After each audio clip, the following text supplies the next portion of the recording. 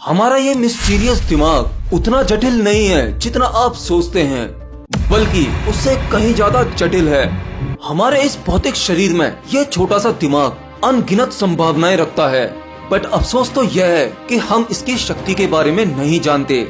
ये दिमाग चीजों को याद रखता है, घटनाओं को स्टोर करता है, लेकिन हम इंसान अपने इस दिमाग को अलग ही ढंग से प्रोग्राम करते हैं। इसकी क्षमता और संभावनाओं को खो देते हैं। जैसे कि अगर आप कोई इम्पोर्टेंट बात याद रखना चाहते हैं तो उसे लिख लेते हैं। आप सोचते हैं लिखने से वह चीज याद रहती है, नहीं, बल्कि आप लिखते ही इसलिए हो कि आप जानते हो आप इसे भूल जाओगे, और जब भूल जाओगे तो लिखी हुई चीज को आप दोबारा देखकर उसे याद कर सकते हैं। चलिए मैं आपसे पूछता हूँ, आपको कितने मोबाइल नंबर्स याद हैं? कमेंट में जरूर बताना। आज हमारे पास में मोबाइल नाम की एक छोटी सी डिवाइस है।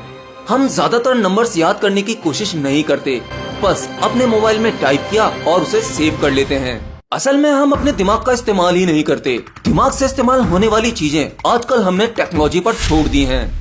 हमारा और हमारे दिमाग का काम, याद रखने का काम, ये सब कुछ आजकल रोबोट और टेक्नोलॉजी करती हैं। लेकिन शायद आप नहीं जानते, हमारे दिमाग की शक्ति आज की टेक्नोलॉजी, कंप्यूटर, रोबोट इससे कहीं ज्यादा है। आफ्टर ऑल हमारे दिमाग ने ही इन सब चीजों का निर्माण किया, आविष्कार किया। हमारे दिमाग की याददाश्त और मेमोरी कमाल होती है। तो चलिए मैं इसके बारे में आपको एक सच्ची घटना बताता हूँ। विवेकानंद के बारे में तो आपने सुना ही होगा, और विवेकानंद के बारे में अधिकतर लोग जानते हैं कि उनकी याददाश्त जबरदस्त थी। वे बहुत ही जल्दी पूरी किताब पढ़ लेते थे और उसे वर्ड टू वर्ड याद भी कर लेते थे। कहानी कुछ इस तरह से है। ये बात उन दिनों की है जब विवेकानंद देश भ्रमण में थे। उनके साथ उनके एक गुरु भाई भी थे। देश भ्रमण के दौरान जहाँ पर भी उन्हें अच्छे ग्रंथ मिलते थे, वे उन्हें पढ़ना पसंद करते थे। किसी भी नई जगह जाने के बाद उनकी सबसे पहली तलाश लाइब्रेरी की होती थी। एक बार की बात है, एक जगह उन्हें एक लाइब्रेरी ने काफी अट्रैक्ट किया, तो उन्होंने सोचा क्यों ना यहाँ कुछ दिन तक रुका जाए। उनके गुरु भाई उस पुस्तकालय से उनके लिए इंग्लिश और संस्कृत की नई नई किताबें लाकर देते थे, और विवेकानंद उन किताबों को पढ़कर अगले दिन ही वापस दे देते थे। रोज रोज नई नई किताबें लाना और उसे अगले दिन ही वापस कर देना। यह देखते हुए उस पुस्तकालय का लाइब्रेरियन काफी परेशान और हैरान हो गया।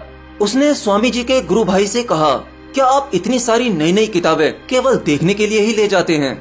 अगर आप इन्हें केवल देखना ही चाहते हैं तो मैं यहीं आपको सभी किताबें दिखा देता हूँ। आप रोजाना किताबों का इतना वजन उठाते हैं और किताबों को ले जाते हैं और फिर वापस देते हैं, यह शोभा नहीं देता और मुझे भी अच्छा नहीं लगता। लाइब्रेरियन की इस बात पर स्वामी जी के गुरु भाई ने लाइब्रेरियन से सीरियसली एक बात कही, जैसा आप समझ रहे हैं वैसा बिल्कुल नहीं है। हमारे गुरु विवेकानंद इन सभी किताबों को बड़ी ही गंभीरता से पढ़ते हैं, उसके बाद ही किताब को वापस किया जाता है।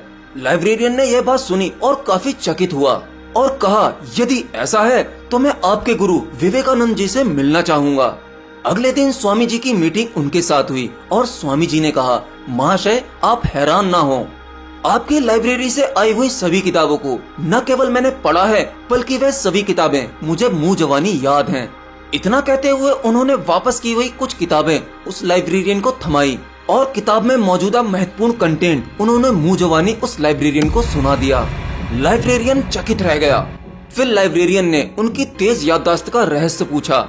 तब विवेकानंद बोले कि किसी भी चीज को पूरे फोकस के साथ थॉटलेस किया जाए तो वह पूरी तरह से आपकी मेमोरी में स्टोर हो जाती है। आपका दिमाग चीजों को कभी नहीं भूलता। उसके लिए आपको जरूरी है आपके अपने मन की और दिमाग की शक्ति को पहचानना, और यह शक्ति अभ्यास और ध्यान से आती है। और आप तो जानते ही होंगे, विवेकानंद बहुत ध्यान किया करते थे। उन्हें जब भी समय मिलता था या तो वो किताबें पढ़ते थे या वो गहरे ध्यान में होते थे। ऐसी एक दूसरी कहानी मैंने सुनी सदगुरु के एक वीडियो में। उन्होंने भी विवेकानंद की याददाश्त के बारे में एक छोटी सी घटना कही। चलिए अगर वो घटना आपने नहीं सुनी तो मैं आपको बता देता हूँ। विवेकानंद भारत के पहले ऐसे योगी थे जो अमेरिका गए थे 1893 में, और उन दिनों विवेकानंद ने एक क्रांति सी ला दी। एक बार की बात है, स्वामी विवेकानंद अमेरिका से लौटते समय वह एक जर्मन फिलोसोफर के पास मेहमान थे। डिनर के बाद वो एक स्टडी रूम में आपस में बैठकर चर्चा करने लगे। वहीं मेज पर एक 700 पेज की बड़ी किताब रखी हुई थी और वो फिलोसोफर उस किताब की बहुत ही बड़ाई कर रहा था। फिर विवेकानंद बोले कि क्या आप मुझे यह किताब 1 घंटे के लिए दे सकते हैं? मैं देखना चाहता हूँ ऐसा इस किताब में क्या है। फिर वह आदमी हंसने लगा और कहा कि क्या आप इस किताब को 1 घंटे में पढ़ने वाले हैं? मैं तो इसे कई हफ्तों से पढ़ रहा हूँ, लेकिन मैं इस किताब को समझ नहीं पा रहा हूँ क्योंकि यह बहुत ही जटिल है और वैसे भी यह किताब तो जर्मन भाषा में है और आपको तो यह भाषा आती भी नहीं है। इस 1 घंटे में आप क्या कर सकते हैं?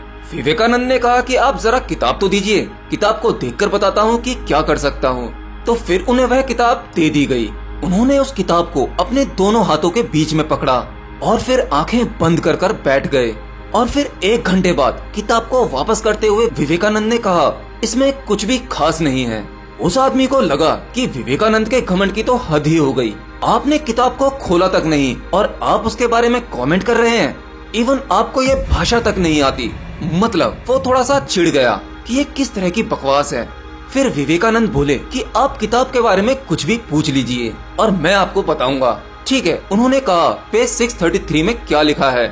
और फिर विवेकानंद ने किताब में लिखा एक एक शब्द दोहरा दिया। मतलब आप बस पेज का नंबर बोलिए, वो उस पेज पे लिखी बातों को वर्ड टू वर्ड बता देंगे। फिर वो बहुत चकित हुआ कि ऐसा कैसे हो सकता है, ये तो चमत्कार है। आपने किताब खोली तक नहीं, ऐसा कैसे हो गया?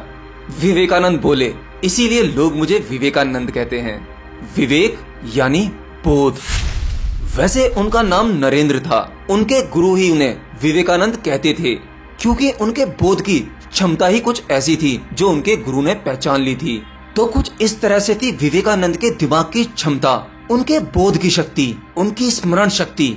यह सिर्फ जब ही संभव है जब आप अपने दिमाग की शक्ति को पहचान पाएं, उस पर भरोसा कर पाएं। आप यह मत सोचिए कि विवेकानंद के पास में ही यह शक्ति उस ईश्वर ने दी थी, बल्कि हम सब में हर तरह की पॉसिबिलिटीज हैं। हम सबका दिमाग बहुत ही शक्तिशाली है, बस हम उसे जानते नहीं हैं कि उसका इस्तेमाल कैसे करना चाहिए। तो आप भी मेडिटेशन करते रहिए, शायद आप भी एक दिन अपने दिमाग की शक्ति को पहचान पाएं और आप ट्रांसफॉर्म हो सकें एक साधारण इंसान से एक असाधारण इंसान में। एंड लास्ट, अगर आप अपने सवाल या कमेंट पर वीडियो चाहते हैं तो आप हमारे नए चैनल आंसर वर्ल्ड को भी सब्सक्राइब कर सकते हैं और वहां पर अपना कमेंट छोड़ सकते हैं। और आपका क्वेश्चन वर्ल्ड के प्रति इतना प्यार दिखाने के लिए बहुत बहुत धन्यवाद। मिलता हूँ अगले वीडियो में नई जानकारी के साथ, तब तक के लिए बाय बाय।